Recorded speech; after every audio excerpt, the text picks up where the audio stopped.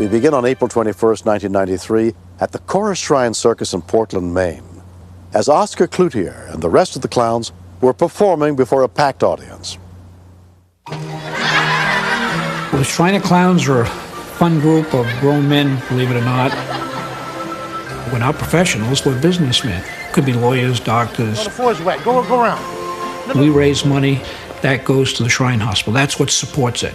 Go around. No, go. The floor is wet. Go around. Go around. Tim, our clown Doodles, became a close friend.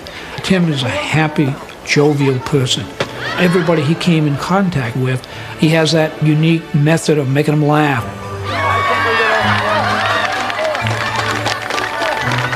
We did a skit. The skit was called Dr. Acupuncture.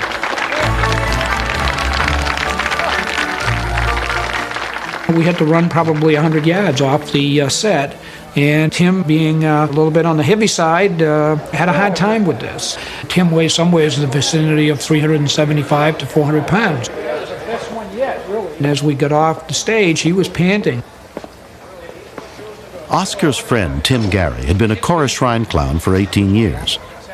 We had a very successful act that night, so we were kind of joking around, fooling around, and Tim said to me he didn't feel well. Take some breaths here, take some deep breaths. Sometimes you can be joking around, so you're not sure whether he was joking or not. What's the matter? Wait a minute. And then he was coughing and choking, and I felt so inadequate. Hey, let's get the table out of here. Let's get Fuzzy, one of our clowns that was there, and said to me very clearly, he has no pulse. Well, we need help here. Jack, get some help. Everybody else knows. When we continue. I looked around and saw all these long faces. It was heartbreaking to see them with their fake tears no longer fake.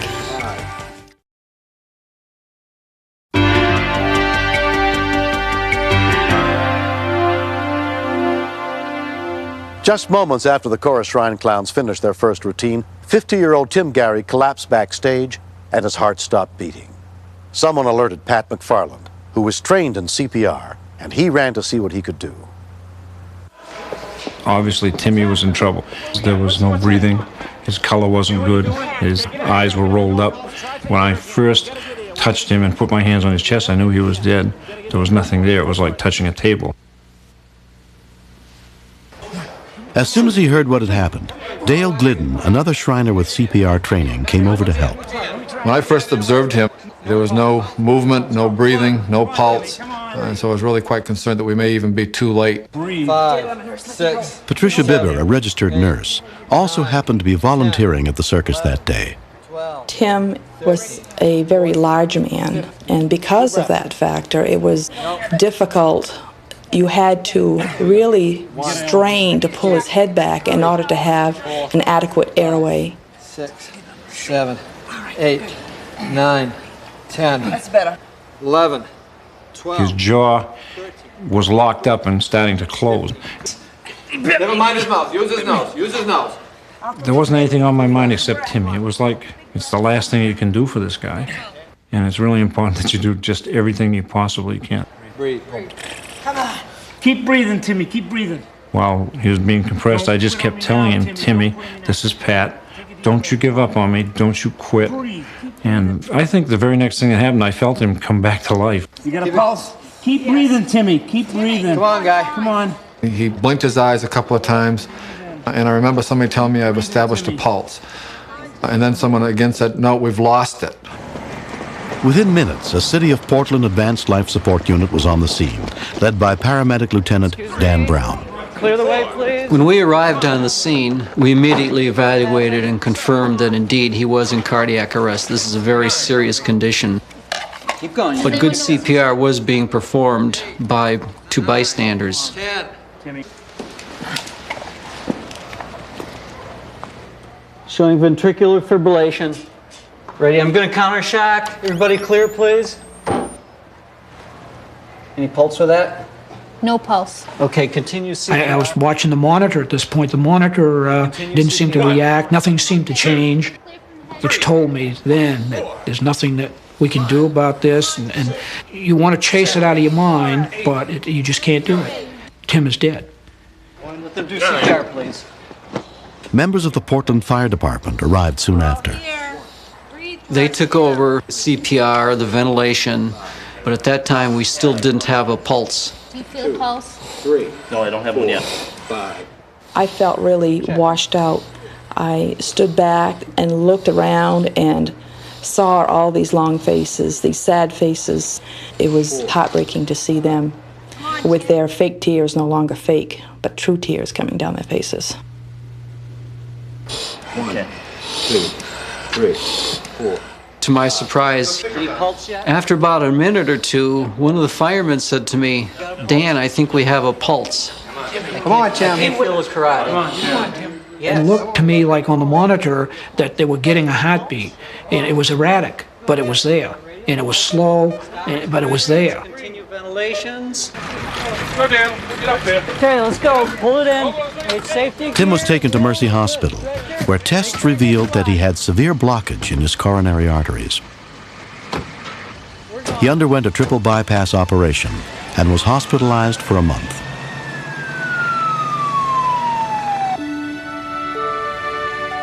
When I learned what had happened to me and what people had done to save my life, I was just awestruck. It was, I just couldn't believe it. It surprised me that all these people put forth such an effort to keep me alive. It's a new beginning. I think I'm a different person for it. I'm going out and I'm walking, I'm getting some exercise, I've taken off some weight. Somebody just saved my life. How do you say thank you to a person like that, or a group of people? You just can't, but just to look them in the eye and let them know that you really sincerely mean thank you. Hi, guys. 6 weeks later, Tim was back entertaining sick and injured children at a local hospital. I think it's a miracle that he's alive today. Tim is a wonderful man, and it's nice to know that he'll be out there making people laugh again, making them smile again, forget their troubles for a moment or two. Tell Mama you gotta speak to Sure, I'm just a regular guy. I just happened to be there at the time. I think it's tremendously important that people know CPR. It's the only chance that the average person has when they get down. It's very, very important. Because if something happens and you can't do anything, can you ever forgive yourself for not knowing? So Andy, how long have you been in here? I've been in here 5 days. 5 days. Apparently, God or the devil didn't want me to set me back to do something. I'm trying to find out what it is I'm supposed to do. Are you sure? But until I find out, I'm going to enjoy every day. Hopefully, they'll allow me to stay in the clown unit until the day I die. You're getting dizzy? Oh, okay. As a child, summer is the best time, when fond memories and deep bonds are formed that will always have a place in our hearts. For 13-year-old Patrick Mizell and his close friends, August 28, 1993, is one summer day they will never forget.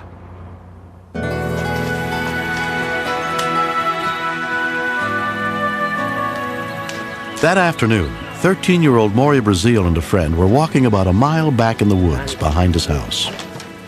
That's kind of like my summer home. I'm back there a lot during the summer with my friends. Hey, they're just... I don't hear you. I kept telling Jonathan that I was hearing voices. Listen, there it is again. It's coming from... Then we heard some hammering. We figured somebody was building a fort. Oh, it sounds like Mizell. Come on. Hey, Mizell! Whoa. Golly! How'd you get that out? What's up, guys? We saw Patrick up in the tree, Come on up. and he was up about 3 or 4 stories high. Man, this is awesome. I was amazed because I've never built a fort that high. 14-year-old Ben Boatler and another friend were helping Patrick build the treehouse. Me and Patrick are great friends. When'd y'all get here? We've been here for The treehouse is going to be a place where we can go and spend the night and have fun. Right, you bring anything out?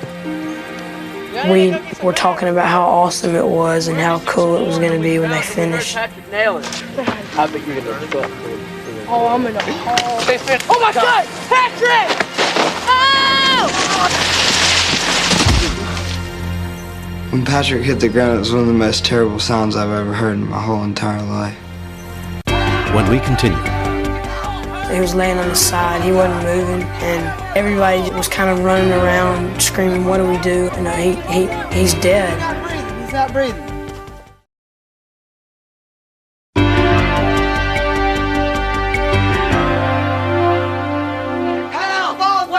He was laying on his side, he wasn't moving, and everybody just was kind of running around screaming, what do we do? Oh my gosh, you know, he's dead. Ben and Patrick and I are all in the same Boy Scout troop. And I remembered when we learned the first aid merit badge, they said the worst thing you can do is panic because that's the way a lot of people die. He's not breathing. He's not breathing. I knew not to move him because I could maybe paralyze him, but he wasn't breathing, so I had to put him on his back to lift his chin up to open his airway. But that didn't work, so I did a finger sweep. His tongue was in the back of his throat, and I pulled it out. He's breathing. He's breathing. His face was really pale. In Scouts, there was a rhyme that says, if their face is pale, lift the tail. If the face is red, lift the head. We gotta lift his legs up. Be careful, Maury. Maury said, lift his feet to make sure he doesn't go into shock. Go get help. Hurry up. Run. I was really scared for him. I wasn't sure if he was going to live or not. Moment, emergency, what address? within 15 minutes of the accident, one of the boys got to a phone to call for help. A mobile medic ambulance was immediately dispatched to the scene.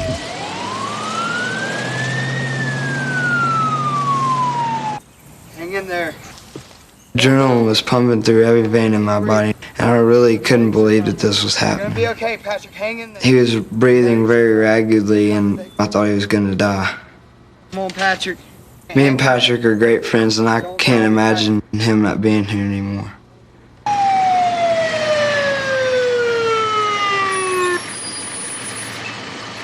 Paramedic Derek Layton and the other rescue workers arrived at the nearest house within 25 minutes of the accident. There was a lady waiting for us.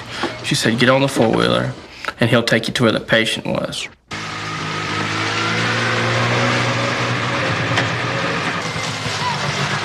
The woods were about 100 yards back, so I figured that we were going to be right behind the house.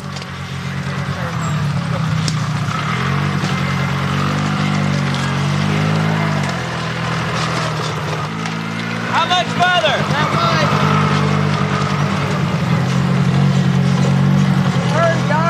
But we got there, and the ambulance was probably a good mile away from where we were. Hurt really bad. Hurt. I realized I didn't have my radio with me. I didn't think I'd be that far out of contact with my crew. Just by looking at him, I knew he was critical. Take this back to the ambulance crew. Tell them this is the equipment that I need, okay? All right. He's been like that the whole time? Yes. What happened to him? He fell from that tree. Hey, Patrick? Can you hear me? Patrick? I was surprised to see his blood pressure and his pulse as stabilized as they were. Everything that could have been done prior to our arrival was done. Right over here. But his pupils were gazed upward and to the right, which would indicate some type of head injury. Okay, 13-year-old fell out of the tree about 40 feet. He's unconscious. It crossed the back of my mind that he might die while we were still out in the woods. Put a C-collar on him. How is he? Patrick's mother and father, Laurie and Jim Mizell, were notified of his accident. It seemed like I was running real fast, but I couldn't get there. It was like slow motion. I could tell by the looks on the faces of the paramedics and the firemen that it was a very serious situation. Are you okay? Sam, he's doing fine, okay? Patrick. Listen to me. He just looked like he was sleeping to me. You okay? Doing fine. Just hold on. I kept holding on to the hope that he was going to be okay. Just when you see that your child's sitting there and he's not moving.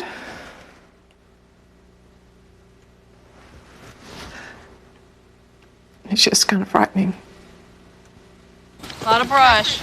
You're gonna be okay, sweetheart. Since I lost my father about 4 years ago, Patrick's been my biggest buddy, and the thing that crossed my mind was that I was going to lose my best friend.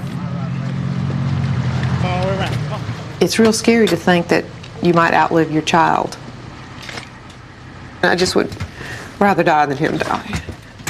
He's such a joy.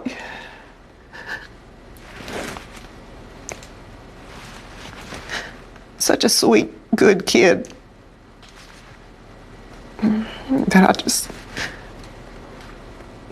would miss him. Patrick was taken to the trauma unit of the University of Mississippi Medical Center in critical condition and treated by a team of doctors, including neurosurgeon Philip Azordigan. Any purposeful movement just yet? When I first saw Patrick, he was comatose. And he had sustained a punctured lung, but he hadn't broken either his neck or his back. He's had a real bad injury to the head. The bad news was that he had sustained a very severe head injury. We need to operate on. We were very concerned that he would either remain in a coma permanently or would not survive at all. You doing okay, sugar? How you doing, buddy? This your daddy. And we're just kind of sitting there comforting him, telling him where he was, telling him what happened, so that if he could hear us, he wouldn't be scared to death. You need to go ahead and get well as soon as you can. The main thing I was worried about was that his state of mind was going to get bad and he was just going to give up. We got through that first night, and I kept telling him, "This isn't good enough, Patrick. You got to show me your eyes." I just wanted him to wake up. There you go. Good. There The first time that I saw his eyes, it was, it's like when you're looking at them when they're a little baby, and they look up at you and smile. Can you see anything? It's just a bunch of prayers that were answered. It's just an answer to a prayer.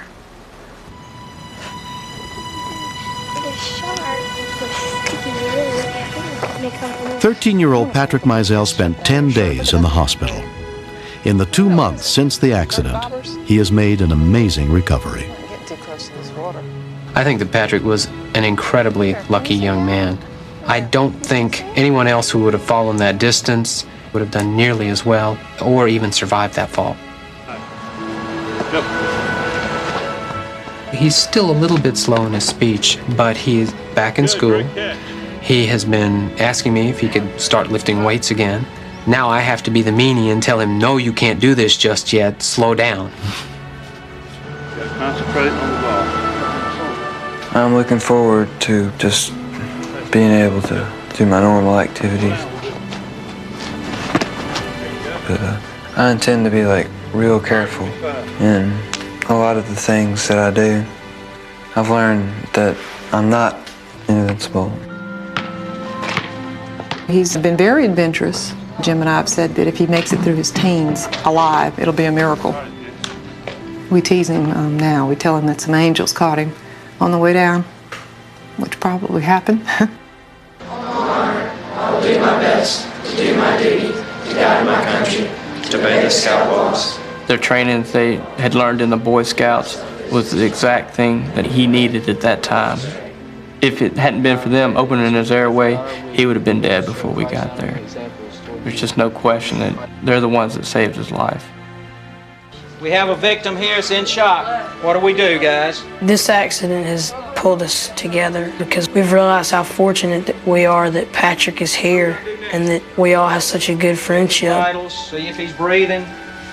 It really scares me to think that he was almost taken from us.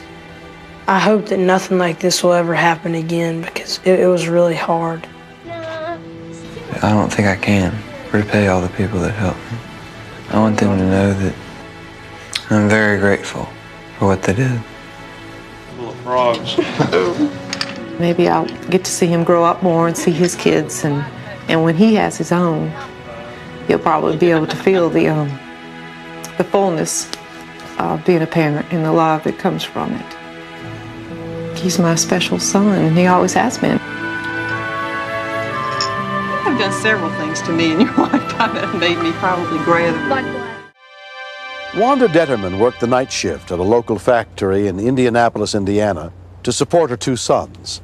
On Friday afternoon, September 17, 1993, Wanda lay down to take a nap before her shift while her 9-year-old son Stephen went out to play. She never imagined that when she awoke, he'd be nowhere to be found. Stephen is adventurous and outgoing. He's got more bangs and bruises than the war zone. He's always got something he crashed and burned on. One of the kids Stephen was playing with that day was 10-year-old Eric. There's a path leading back to the creek. We just go back there and like catch minnows and crawdads, and we just play back there. You go across the creek, and you go up the hill, and there's railroad tracks. Cool. There was a train stopped, about 100 and something cars. Come on, let's go climb one. Okay. We got up on the tracks and started walking back and forth, looking for a place to get up.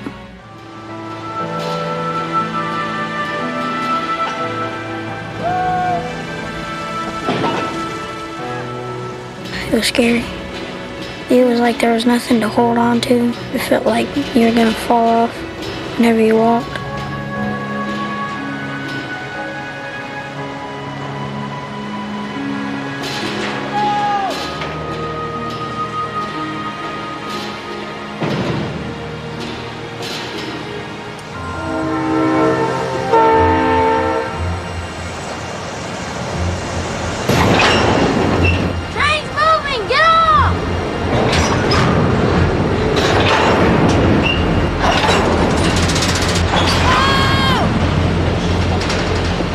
I was just like scared. Get down, that's all going through my mind.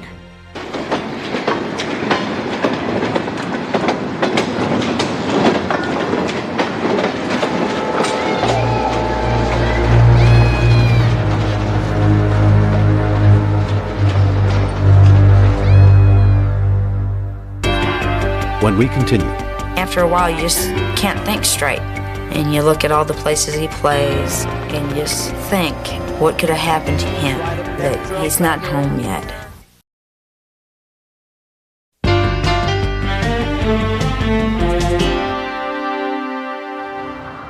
At around 7 p.m., when Wanda woke from her nap, Thomas? she went to check on her sons. Have you seen your brother? No, I seen him. Thomas was there, and Stephen wasn't in yet. Has he been home to eat? Nope, he ate after school. And it was like, something's not right. There was nothing else that I can really put my finger on. I just remember that feeling of panic. Well, Stephen hasn't been home in a couple hours, and we don't know what's going on. I got on the phone and called a few of his friends. Okay, not since 6:30. All right. It's going on 8 o'clock, and I knew he would be hungry. I mean, he's always there to eat. Wanda and her older son Thomas drove to all the places they thought Stephen might be. We stopped at everybody in our neighborhood's house that he plays at. We went to Jeremy's. We went to Eric's. Hi. Hi, Eric. Have you seen my brother? The last time I seen him, he was with Timmy. Well, do you know where they went? Okay, bye. I was just afraid to tell anybody, because I didn't want to have to go to jail or something for criminal trespassing. I was hoping he got off and he was walking around somewhere trying to find his way home. It was right around 10 o'clock when we had to call the police. And it's a tough thing to do. It's a decision that says it's out of your hands. It's more than you can handle. And that's not an easy decision to make with your own kid. It's like, I can't find him. The next day, a neighbor who'd found Stephen's bike near the creek showed the police the spot. The neighbors had told me that the night before, right around 7, there was a train stopped. And so, I'm thinking, bike was by the tracks, he might have got on the train, it started up, took off. The railroads made a very extensive search for Stephen, but it's not uncommon for trains to be broken apart and sent into many different directions. Unfortunately, they did not find him. And you made a police report? Yeah, they came out 9:30, 10 o'clock. An investigative team with the Marion County Sheriff's Department was called in to look for Stephen, led by Captain Gerald Trout. After the trains were searched and they failed to locate him, we began to look another direction. It's very possible that there was foul play involved. Someone had kidnapped him. Can you tell us when were you last seen Stephen? After interviewing several children in the neighborhood, there was no indication at all that Stephen was playing on a train on Friday night. The other kid was walking. Where do you think they went? I don't know. It was getting harder to tell because the longer I waited, the more I was going to get in trouble. On Saturday afternoon, we called a canine unit in to see if they could pick up a scent. We walked the railroad tracks for approximately 5 miles both ways, with the possibility if he jumped off the train, he could have rolled and been injured and be covered up by weeds. We used the Indiana State Police helicopter that flew a pattern along the dual tracks from downtown Indianapolis to the Avon yards and checked some of the creeks adjacent to the railroad. They made several passes, and they didn't spot anything that would help us at all in the search. On Sunday, neighbors volunteered to form a search team and canvass the area, including Eric and his mom, Cheryl. I heard that they found his bike in the woods, so I just assumed that someone had taken him, that he was kidnapped or something. After a while, you just can't think straight. I would just walk outside and look around. And you look at all the places he plays, and you just think, Stephen, where are you at? I know you're hungry. I know you're cold. What could have happened to you that you aren't home yet?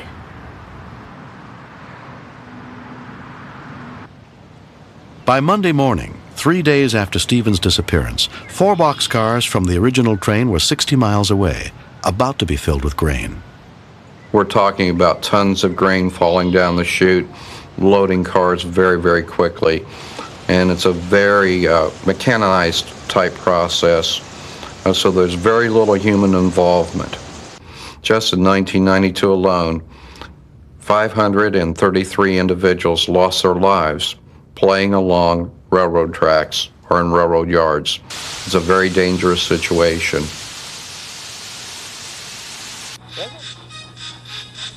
At the same time, in Lafayette, Indiana, Linda Yost was looking after her 2-year-old grandson, Joey Vandergraff. Joey loves to watch Shining Time Station. That's where the trains are on there, and the trains look like they're talking to you, and they all have names. Whoa, there he is. I bet he's gonna say something. After Shining Time Station goes off, then that's it. He wants to go out and get on the swing set.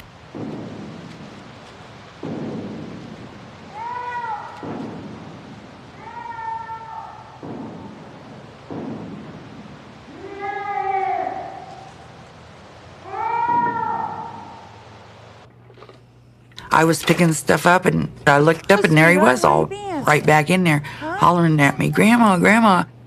The train's talking. The train's talking? And he says, "Thomas is out there talking to me." And I said, "No, Thomas, don't talk to people. Not in my backyard." I walked on over to the middle of the yard, and that's when I heard, "Help the meow." I looked down, it ain't coming from him, because he's looking up at me with this look on his eyes like, "See, I told you, Grandma."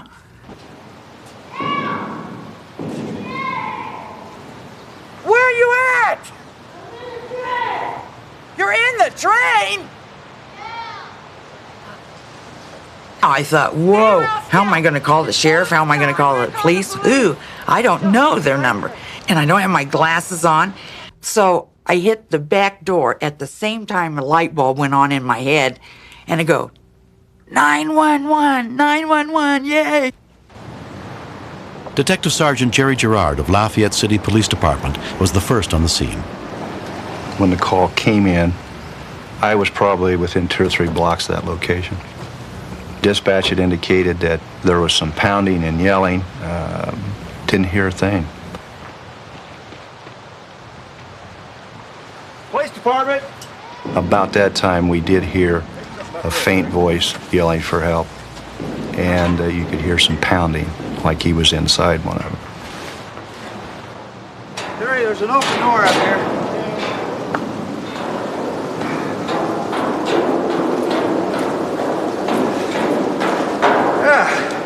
Yeah, he's in here, Terry. Okay. Hey, how'd you get in there? I fell. Yeah. He seemed to be in good spirits, and he was coherent. He wants out. What's your last name, Stephen? Marston. We were fairly sure that that was the boy who was missing from Indianapolis. I radioed to one of the other officers down on the ground to call headquarters and get a hold of Marion County immediately, because I'm sure his mother was quite upset. Go slow. It was cold, dark. I just laid there. Stay on the ladder until you get out, okay? Don't try to... Might have passed out. We got you. You're all right. Good job. And then I was relieved that someone found me. I didn't think I was ever going to get out of there. When paramedics examined Stephen, they found that though hungry, thirsty, and scared, he was fine. And when I asked Stephen, did you think Mom had forgotten about you? No, Mom. Hi there. What's your name? At least he knew I was thinking about him and that I was trying to do everything I could. If he hadn't went out there by himself, I have to wonder, would he have still heard it?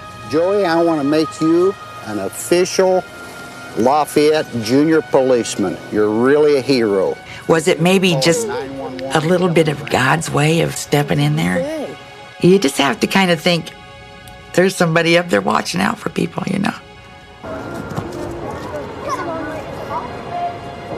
I feel bad for what I did because I made everybody worry about me. I'm just glad he's alive. We went over there the day they found him. I apologized and talked to him. I'll probably forgive him in a couple years. In about a year and a half. I'll make him suffer. They made me sit in my room for almost two weeks with nobody to talk to. I still don't feel good about myself knowing that I let him be in there suffer. We all split up and took off, but we didn't tell anybody. If anybody's in danger, you should tell, even if it means getting in a lot of trouble. Hi. Hello. Look at this. I was amazed that a child of that age could communicate well enough that someone actually believed him and went out and investigated it. Yeah. See, that's the badge you got. I thought it was a miracle because I didn't know 2-year-olds could talk that well. I didn't know they could hear that good. Hey, Joey, we're swinging from branch to branch. There's a lot of good people out there that'll do anything in the world for you. There were a lot of people I didn't even know that showed up to help. A thank you is, you know, it's a lot and a little, all wrapped up into 2 little words. I mean, you can't say it enough. Thanks for looking for me. Thanks for worrying about me. And I'm never going to climb on a boxcar again in a million years. On Halloween afternoon in 1990, Mary Cruz took her 2 young daughters, 9-month-old Brittany and 2-year-old Amber, to her mother's house to dress for trick-or-treating so their grandmother could see them in their costumes. Halloween is usually a time when make-believe ghosts and goblins scare us. But it's all too easy, as Mary found out, for a small child to get into real trouble. Don't mess with Grandma's things, Amber. I'll make your lunch in just a minute, okay? My oldest daughter, she's got a habit of getting into everything. Amber! So she started going to my mother's room. I went to go see what she was doing.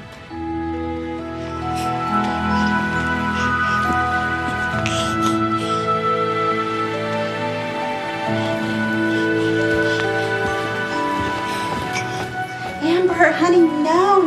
Don't jump on Grandma's bed. Come on.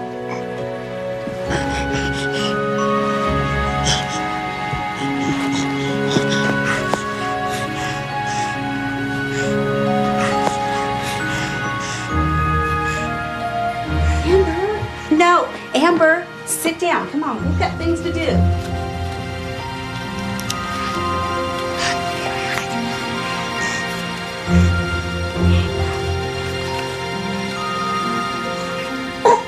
Look what you've done to her bed.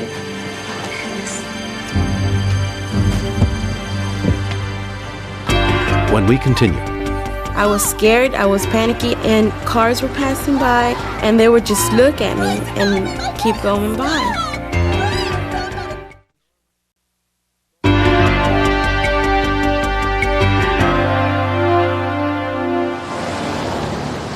Southwestern Bell telephone repairman Art Molina had been at a house across the street earlier the same day to install a phone. Normally, when a customer's not there, we just tag the door and we leave. I don't know what it was that brought me back, but something brought me back to that location. Come on, I've got to make lunch. You sit down, and I will be right back, but sit down. When I came back, I could tell she was choking. I knew I could have done the Heimlich maneuver, but I didn't. I just picked her up and ran out into the middle of the street. God, Brittany! I was scared, I was panicky, and I just wanted to go get some help. Cars were passing by, and they would just look at me and keep going by. Stop! Please, somebody help us! She was very cold. Her lips were purple, and her eyes were rolled back.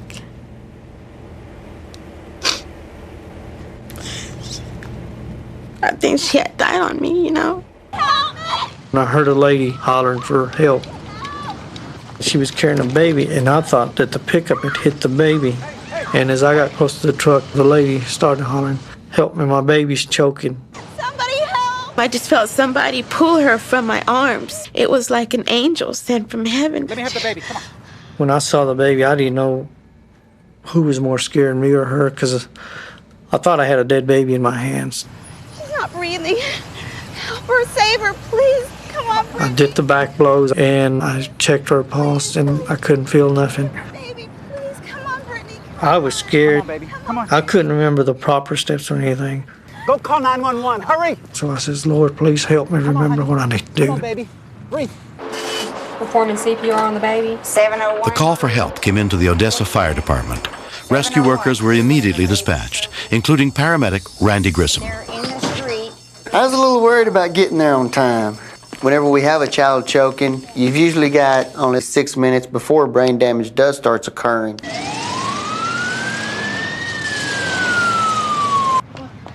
Once I started getting into my CPR, someone turned the volume off, and it was just me and the baby. Let me catch the girl. I got it. This guy reached down, and he was going to take the baby. And I told him, I says, "No, this is mine."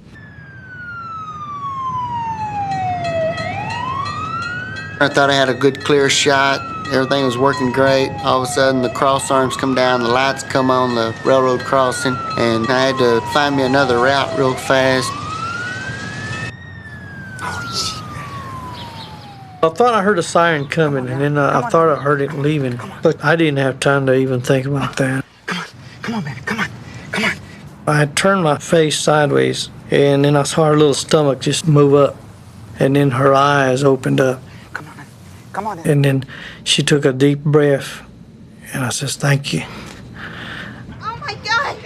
When I came back from calling 911, she was already sitting on his lap, just looking around. And that's when the mom started hugging and kissing me, telling me, "You saved my baby, you saved my baby." By the time we got there, the baby had gotten its color back. It was doing great. CPR is not a substitute for the Heimlich. They are actually two different things. But the chest compressions he did may have contributed to getting the object out. So I'm real glad he was there, and it worked. As I was walking back to where I was going to try to finish my job, my body just went bananas, I guess. I started shaking, and I couldn't stop shaking.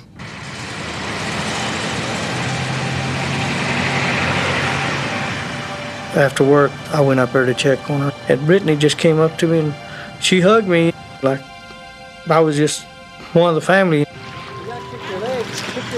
In the 2 years since the incident, Art Molina has kept up with Brittany and her family. I love him because he didn't stop from helping her. He didn't stop. He kept trying, and he brought her back. I really think he's a hero. I really do. Everybody kiss. I just did my best. Through Southwesternville, we get trained to do CPR, and we're certified every 3 years. So the only thing I knew to do was just go through my motions of trying to save that baby's life. Ready to go? Okay, jump. My sister choked on the apple. She was still a baby, and it was a long time she growled. I I love her very, very, very, very, very, very much. You gonna do it by yourself? Okay. If it was ever to happen again, I'm gonna try not to panic because I think that's the worst thing you could do. I would definitely recommend for any mother to take CPR. You have to be prepared because you never know what might happen.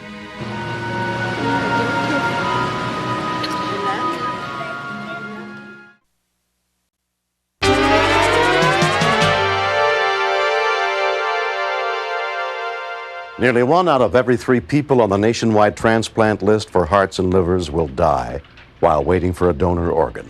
If you are willing to give the gift of life, carry a donor card or tell members of your family that you are willing to become a donor.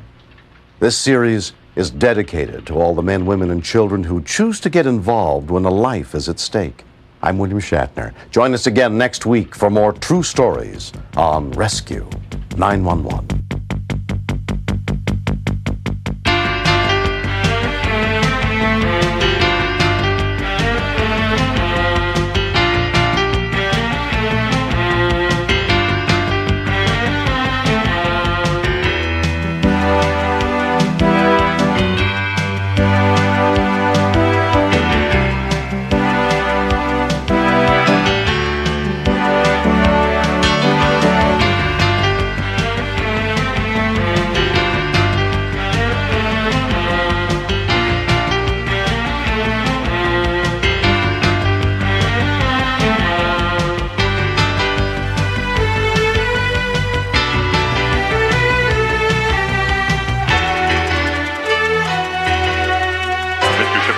Step out of the car, please.